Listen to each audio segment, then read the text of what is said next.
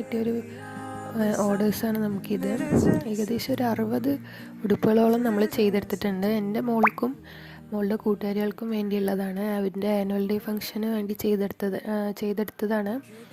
അപ്പോൾ കൂടുതൽ വിവരങ്ങൾക്ക് നമ്മൾ സ്ക്രീനിലുള്ള നമ്പറിൽ മെസ്സേജ് ചെയ്യാം. ഇതേപോലെ ഡാൻസ് പ്രോഗ്രാമിനോ ആർക്കെങ്കിലും ആവശ്യമുണ്ടെങ്കിൽ നമ്മുടെ നമ്പറിൽ കോൺടാക്ട് ചെയ്താൽ മതി.